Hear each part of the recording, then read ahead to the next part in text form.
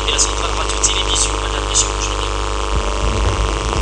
À la une de cette issue informative, le bourgmestre de la commune urbaine-rurale de Chitou, Anzaka Alima Kouassoura Asher, a visité tous les chantiers réalisés dans son entité territoriale décentralisée en présentiel des inspecteurs de l'IGF en provenance de Kinshasa, capitale de la République démocratique du Congo, venus s'assurer de l'exécution de ces différents chantiers à suivre dans cette issue informative. Et puis l'église vient ses voix de l'évangile de la montagneuse ville d'Elikasi a débuté un marathon de 4 jours d'enseignement et prière du 22 au 25 avril courant avec quelques intervenants pour conduire les brebis des dieux. Vous suivrez bien évidemment dans cette session informative un élément réalisé au cours du lancement de ces marathons avec les révérends pasteurs Espoir Malonga. Et puis, âgé de 88 ans, le pape François a rendu l'âme à la journée de ce lundi 21 avril de l'année en cours selon l'annonce faite par le Vatican juste après sa mort. Cette nouvelle a été reçue avec tristesse par le président de la République et chef de l'État Félix-Antoine Tshisekedi Tshilombo qui s'est rendu la journée de ce 22 avril de l'année en cours à l'annonciature de Kinshasa. Question de cocher quelques mots de condoléances dans les livres d'or ouverts pour la circonstance. Voilà tout pour les titres, madame, messieurs. Bonjour. Les hémochrétiens me permettent de vous atteindre dès partout à l'Ikassi. Je suis mon trésor à la présentation de cette nouvelle session d'information sur les ondes sacrées de la centrale radio-télévision. Encore une fois de plus, bienvenue. Au grand cette session informative en prenant la direction de la commune de Chitou. Je vous ai dit en luminaire que madame le bourgmestre de la commune urbano-rurale de Chitou, Anzaka Alima Sora Asher, a rendu visite à tous les chantiers, bien évidemment impulsé dans son entité territoriale décentralisée dans le cadre de la redéfense minière en compagnie bien évidemment des inspecteurs de l'IGF en provenance de Kinshasa venus expressément pour s'assurer de la matérialisation des différents projets qui s'inscrivent dans le cadre de la redéfense minière dans son DTD. Ici, ces inspecteurs ont aussi passé au peigne-fin tous les projets réalisés en cours d'exécution, mais aussi les projets qui ne sont pas encore lancés dans cette partie de la montagneuse ville d'Elikasi. Retour à l'image. Cette joie immense illustre bien l'attachement d'un peuple à son chef. Anzaka Alima Sora Asher reçoit une pléthore d'ovations partout où elle passe, dans le cadre de son itinérance avec les inspecteurs de l'IGF, dans sa juridiction, la journée de ce 21 avril courant. Venus dans le cadre de leur mission de contrôle a priori, concomitant et a posteriori, ces inspecteurs ont passé au peigne fin chaque projet réalisé, les projets en cours de réalisation et les projets non encore lancés. Ici, tout commence par cette cabine électrique construite et équipée en transformateur électrique par la commune urbano-rurale de Chitourou dans le cadre de la redevance minière pour alimenter la population du dit quartier. Placée sur l'avenue Kabanza, qui est une route en terre battue, œuvre de la commune urbano-rurale de Chitourou, longue de 4 km, dont les travaux sont bloqués par les constructions anarchiques sur l'axe principal. Constat fait par cette forte délégation qui prend par la suite la route qui conduit au site choisi pour la construction des bureaux administratifs du quartier Jolicite. Visite guidée des bureaux déjà construits, la fille aînée du président Félix-Antoine Tshisekedi Tshilombo, dont la commune de Chitourou, que d'aucuns ne s'empêchent d'appeler Anzaka Béton, prend par la suite la route de Kiantete où un double terrain de construction du bureau administratif du dit quartier a été visité et c'était peu avant de visiter Angouya les différents terrains du stade de cette municipalité. Question de s'assurer de l'évolution de ces travaux qui s'inscrivent dans le cadre du cahier des charges.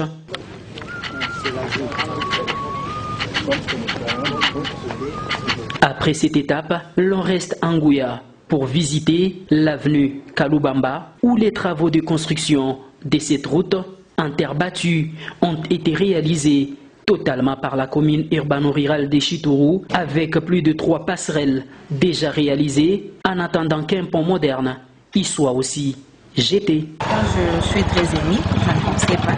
Je viens fraîchement de Kinshasa, mais je suis d'Elikasi et de la commune de Chitourou. Je suis vraiment émue, je suis contente par rapport à ce que les gens étaient en train de raconter sur le travail fait par Madame Anzaka Dora.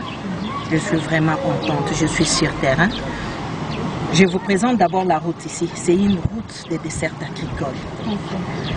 Et vous voyez que la dame se lance vraiment dans la vision du chef. Direction les cimetières des Sapins 3. Ici, la commune urbano-rurale de Chitoro a déjà construit un mur de séparation entre le cimetière de la Nécropole 3 et les cimetières des Mivuka, ainsi que l'achèvement de ces cadres réservés aux cérémonies funèbres. Pour alimenter la nécropole, en eau, une borne fontaine a été construite, mais des inciviques mal intentionnés ont volé les circuits d'alimentation constitués des panneaux solaires et détruit la barrière des protections.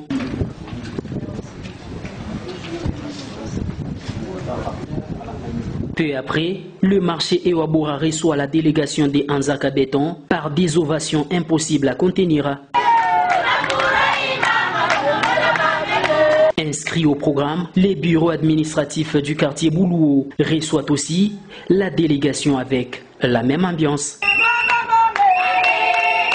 Pour chuter, la délégation regagne Chitoro où, tour à tour, la délégation visite les murs anti-érosifs, la passerelle de Kimpulande qui n'attend plus que recevoir les ponts, les stades de Chitoro en phase d'achèvement où les bourgmestres Ali Malora Asher a pris son temps nécessaire de s'assurer de l'évolution des travaux, des parts et d'autres. Très consterné de voir plus de 12 lampadaires placés au quartier Charleroi, emportés par des inciviques, la délégation de Ali Malora Anzaka Asher Sora boucle la visite du jour, tard la nuit. Et puis je vous ai dit en luminaire de cette session informative que l'église Viens-et-Voix de la montagneuse ville d'Elikasi organise un marathon de 4 jours du 22 au 25 avril courant. Question d'enseigner les fidèles de cette paroisse de la montagneuse ville d'Elikasi, mais aussi de plonger tous ces fidèles dans la prière. Initiative du révérend pasteur responsable et apôtre de cette communauté de la montagneuse ville d'Elikasi, Espoir Malonga. Suivez donc cet élément de reportage sur le lancement de ces marathons en la journée de ce 22 avril courant. Les fidèles de l'église Centre Viens-et-Voix, nouvelle vague de l'évangile d'Elikasi, située au camp Génie de la montagneuse ville, ont communié ce mardi 22 avril 2025 avec le révérend pasteur Néhéman Pognonex, venu de Kinshasa pour le renforcement de la foi, accueilli en héros pour l'honneur de Jésus-Christ. Tout s'est passé sous l'œil du visionnaire de cette paroisse, le révérend pasteur Espoir Malonga et l'ensemble de son comité.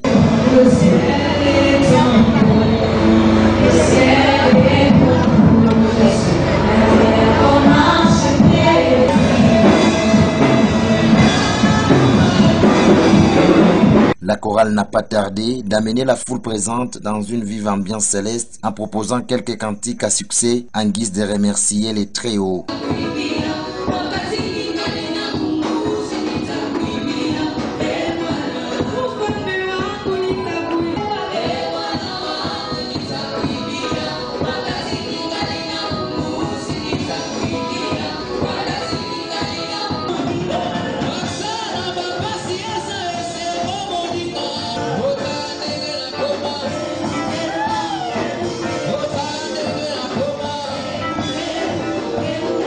Juste après, l'invité d'honneur, le ministre des Dieux, Néhéman Pogno, va s'inspirer dans le livre de Luc chapitre 19 verset 1 à 10, puis Genèse chapitre 19 verset 1 à 10, pour édifier ses enfants de Dieu. Alors l'histoire que nous venons de lire, c'est l'histoire que nous connaissons tous. L'histoire des Zachée. Ceux qui sont passés à l'école le dimanche, ils connaissent bien l'histoire des Zachée. Alléluia.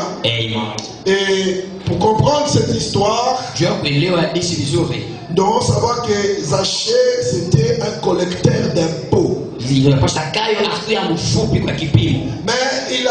il voulait voir Jésus. Mais beaucoup de gens nous ont parlé par rapport à Zachée. Mais ce soir, j'aimerais parler différemment. Alléluia. Et souvent, on dit qu'il était courte de taille. Zachée, il avait la capacité capacité de multiplier ce qu'il volait. Raison pour laquelle il dit à Jésus, si j'ai pris une seule chose, je vais les rembourser fois 4. C'est dans une grande joie que les croyants de cette grande maison de Dieu garderont cette date commémorative visant le salut des âmes perdues. La bénédiction est l'unique mot qu'on doit utiliser pour palper la grandeur du Seigneur qui incarne le pasteur Pognonex. Débuté ce mardi et la fin interviendra le vendredi 25 avril 2025.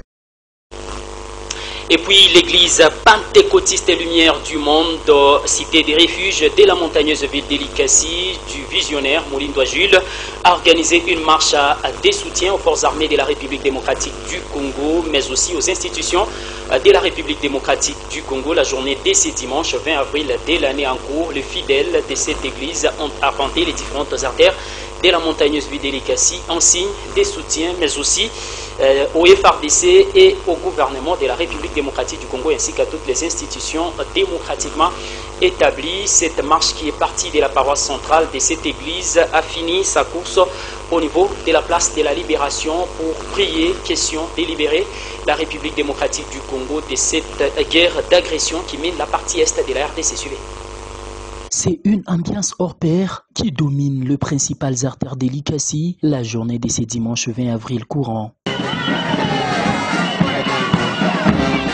Pour cause, l'église pentecôtiste Lumière du Monde, cité des refuges, organise une marche de soutien au président de la République et chef de l'État Félix-Antoine Tshisekedi Tshilombo, aux institutions démocratiquement établies et aux forces armées de la RDC.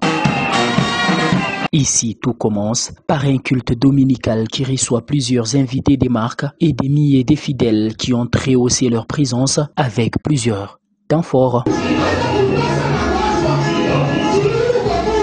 Dès l'arrivée du corps spirituel conduit par l'apôtre responsable de cette paroisse d'Elikassi et ses encablures, Roland Tovasta, en passant par le témoignage, l'adoration, la louange, la prière, l'offrande, jusqu'à la prédication, ces cultes trouve ici tout son sens.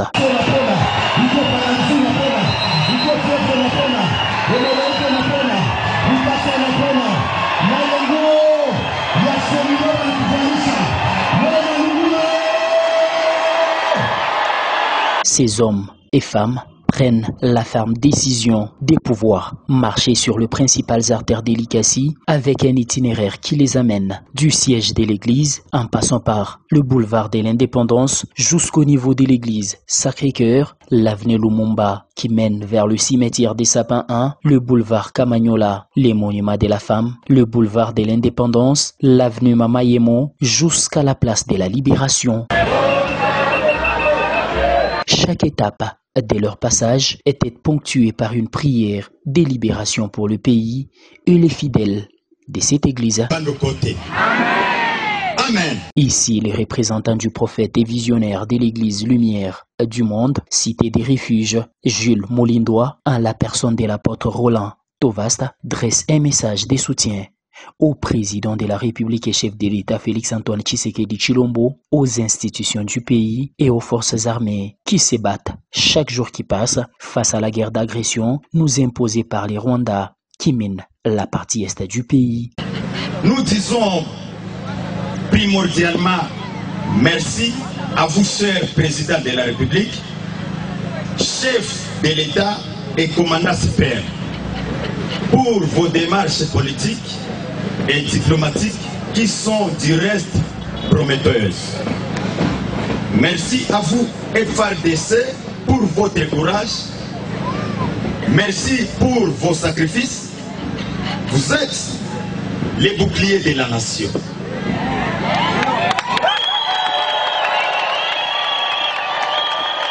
Très détaillant, l'homme invite le peuple à l'unité, la synergie des forces pour la paix et l'unité du pays qui ne sera jamais balkanisé. Portez la dignité de notre peuple et vous avez notre reconnaissance éternelle. Nous vous soutenons et nous prions pour vous. À nos institutions, nous réaffirmons notre engagement et à les respecter, à les renforcer et à œuvrer ensemble pour une gouvernance au service du peuple. Ce soutien ne signifie pas complaisance, mais un appel à la responsabilité et à l'unité et à la cohésion nationale. Prière de l'eau oblige pour une libération spirituelle des fidèles de l'Église. Les visionnaires de l'Église a procédé à cette cérémonie en ligne pour le bien de tous.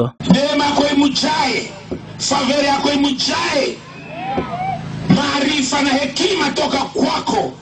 Kila mchawi wanamlogalogaka muishe muanguke leo katika jina la Kristo.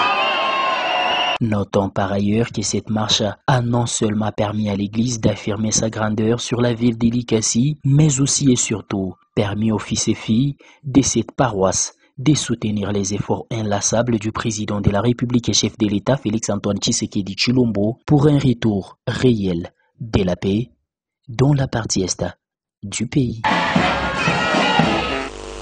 Et puis je vous ai dit en luminaire de cette session informative que âgé de 88 ans, le pape François a rendu l'âme à la journée de ce lundi 21 avril de l'année en cours, selon l'annonce faite par le Vatican. Cette nouvelle a été accueillie avec tristesse au niveau de la République démocratique du Congo. La présidence de la République n'a pas omis d'adresser un vibrant message de condoléances à toute la famille ecclésiastique catholique à travers la République démocratique du Congo. Et la journée de ce mardi 22 avril de l'année en cours, le chef de l'État s'est rendu à l'Annonciature pour aller apposer quelques mots dans les livres de condoléances ouverts pour la circonstance. Suivez donc ces retours en images de la presse présidentielle.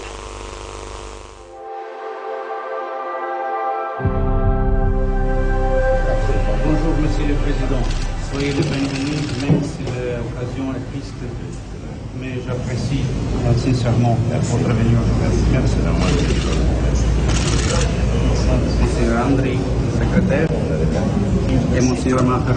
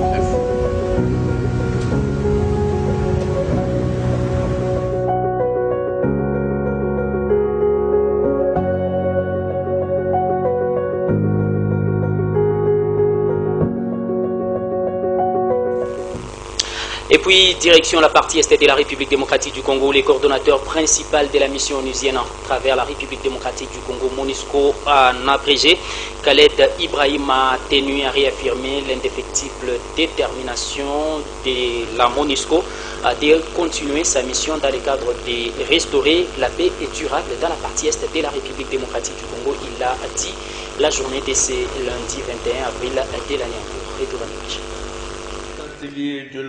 La MONUSCO, c'est un partenaire stratégique du gouvernement. Le DDR, c'est la deuxième activité prioritaire du mandat de la MONUSCO. On est là pour appuyer le PDDRCS dans toutes les phases de la stratégie, à partir du désarmement, de la démobilisation, la sensibilisation, l'analyse des dynamiques des conflits. Bref, nous travaillons en étroite collaboration. On a beaucoup de structures et des mécanismes de coordination à tous les niveaux, stratégiques, opérationnels et même dans la mobilisation de ressources.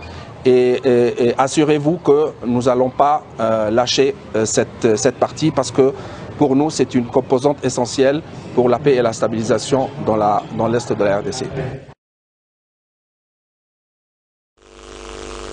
Et puis, direction la ville-province de Kinshasa, où le gouvernement de la République démocratique du Congo a pris la ferme décision via le ministère de l'Intérieur de suspendre toutes les activités du Parti du Peuple pour la Reconstruction et la Démocratie, PPRD, à travers le pays, mais aussi le ministère de la Justice a demandé à l'auditeur supérieur de pouvoir engager des poursuites judiciaires contre la personne de Joseph Kabila, ancien président de la République démocratique du Congo et sénateur à vie, qui aurait des accointances avec les mouvements rebelles M23. Suivez donc cet élément de reportage de nos confrères de la télévision TV5.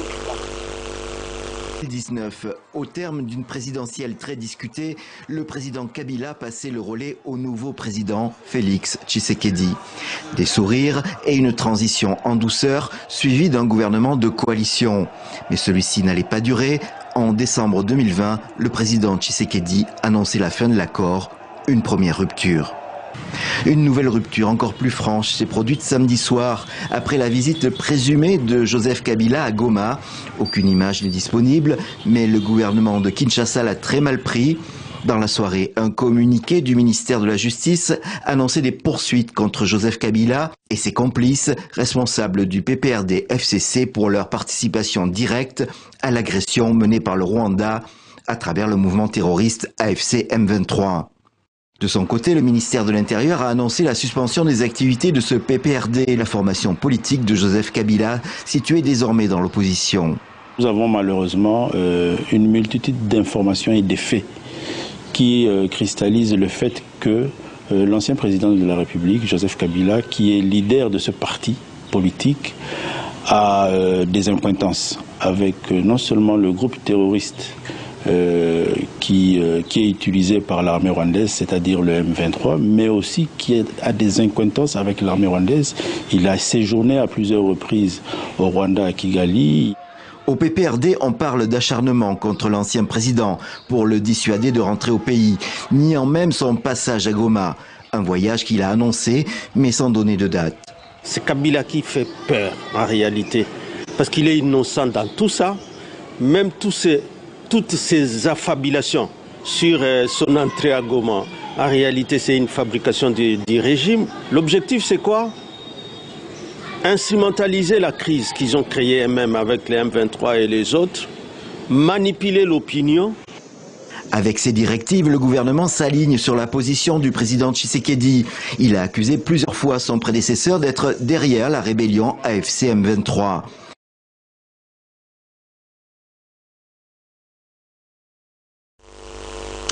Et puis, poursuivons cette session informative avec ces concerts de solidarité organisés pour les victimes de la guerre qui mine la partie est de la République démocratique du Congo par la FONAREV à travers le monde. Question de permettre à tous les artistes ou aux meilleurs artistes à travers le monde de pouvoir prester. Question de permettre une bonne collecte des fonds pour les victimes de la guerre qui mine la partie est de la République démocratique du Congo. Il était le premier à pouvoir monter sur scène. Moïse Mbi a signifié que et s'imiter pour dire qu'ils ont convoité le minerai de la République démocratique du Congo. Ils ont tenté la nuit, ça n'a pas réussi et ils sont revenus la journée. Ça fait 30 ans que la population de la République démocratique du Congo vit les affres de la guerre. Il faut que ça puisse s'arrêter. Tout le monde doit être solidaire envers la population de la partie est de la République démocratique du Congo pour stopper net cette guerre d'agression. Ils n'étaient pas les seuls à pouvoir prester. Plusieurs artistes à travers le monde, dont Sidiki Diabaté, il y a Maître Gims et bien d'autres artistes, meilleurs artistes à travers le monde qui ont été sélectionnés pour ces concerts à Arena. Bien évidemment, en France, question de permettre la collecte des fonds au profit des victimes de la guerre qui mine la partie est de la République démocratique du Congo. Les concerts a vécu la soirée de ce 22 avril de l'année en cours et ces concerts étaient retransmis en direct sur les antennes de nos confrères de la radio-télévision nationale congolaise. Bakanga mibambo na loboko na yo kombo na yo sabaot bitumba nyonso bulolonga osalaka ndenge nini ye bakanga mibambo na loboko na yo kombo na yo sabaot. Encore Arena, tout le monde balance la main comme ça.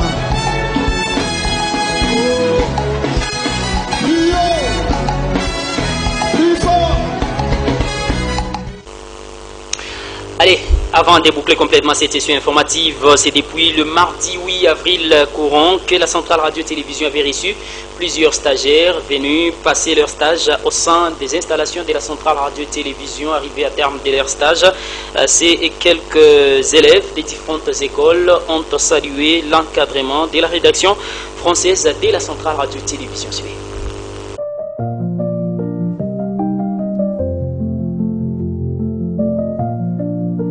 La centrale radio et télévision a reçu dans le cadre des stages d'imprégnation les élèves de l'Institut Molima qui ont fait le choix de cette maison de presse pour s'acquérir de quelques connaissances. Des crayons colorés, des cahiers bien rangés, une maîtresse douce qui nous raconte des rêves. Je veux à l'école des chansons à chanter, des histoires à rêver, des jeux à partager, les récréations, courir dans les couloirs, des chasses au trésor, sous le soleil d'espoir. Je veux à l'école des chansons à chanter. Tout a commencé par les conseils de rédaction, question de leur expliquer ce qu'il faut bien avant les mots de bienvenue du directeur général de la centrale télévision, Trésor Montolo Sambo. Commence premièrement par les conseils de rédaction. C'est au conseil de rédaction où les journalistes sont appelés à proposer des sujets, mais aussi à trouver les angles des sujets proposés. Chaque journaliste est obligé de se présenter au conseil de rédaction chaque jour avec un ou des sujets qu'il va devoir travailler. La théorie et la pratique étaient bénéfiques pour les enfants des Molima qui se sont donnés corps et âme dans la récolte, les traitements et la diffusion de l'information.